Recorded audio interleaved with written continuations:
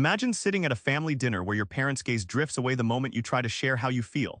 Their response, a shrug or a dismissive joke. You've learned to silence your heart to hide the cracks nobody notices. This is Lindsay C. Gibson's world in Adult Children of Emotionally Immature Parents, where grown kids grapple with parents who never grew up emotionally. But what if the first step to healing is recognizing this silent struggle lurking beneath your daily life?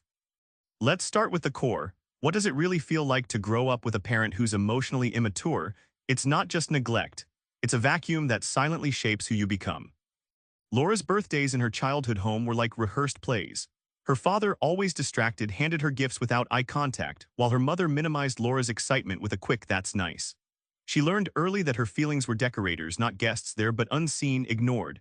This loneliness wasn't loud, it whispered every time she tried to reach out.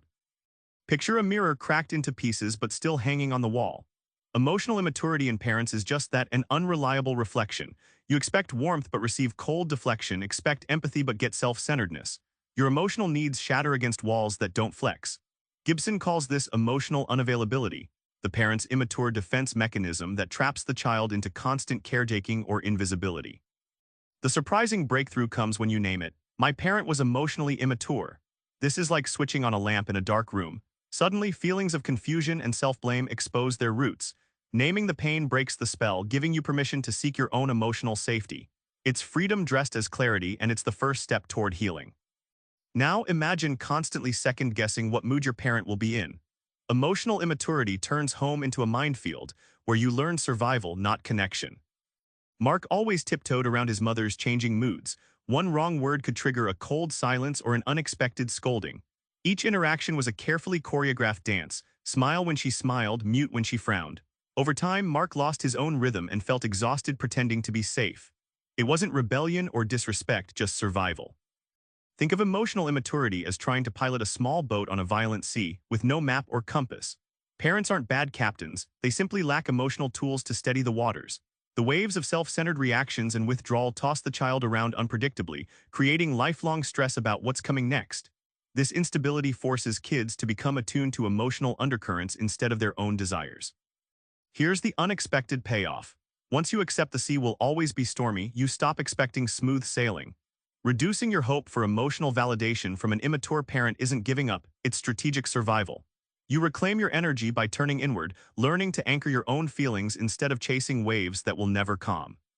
Finally, what if you could rewrite the emotional script you inherited? The book offers practical tools for moving beyond old wounds to own your feelings and build real connection, starting with yourself. Jenna had spent decades feeling invisible next to her dismissive father. The breakthrough came when she started saying no to emotional demands that drained her. Instead of getting guilted, she practiced calm, firm boundaries like a muscle at the gym, building strength over weeks. Slowly, she noticed less anxiety and more freedom. Saying no wasn't rebellion, it was reclaiming her emotional space. Gibson introduces inner child work, imagining the scared, silenced child inside you and giving her the care she never got. This isn't just therapy jargon, it's talking directly to the part of you that yearned for recognition. Like sending a heartfelt letter to your past self, this practice softens old scars and builds a bridge between painful history and present healing. Here's the twist. Self-validation feels awkward at first because we're wired to seek approval externally, often from those emotionally immature parents.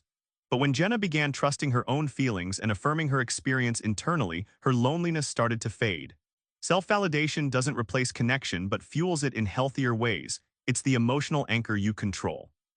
Remember Laura at that empty birthday party? When you name the emotional neglect, you pull the noose of silence off your neck. Walking on eggshells doesn't have to be your default dance. Try this. Tonight, catch one moment where you silence your feelings and say to yourself, I deserve to be heard. That tiny rebellion could be your first real step toward healing. Subscribe for more book summaries like this one.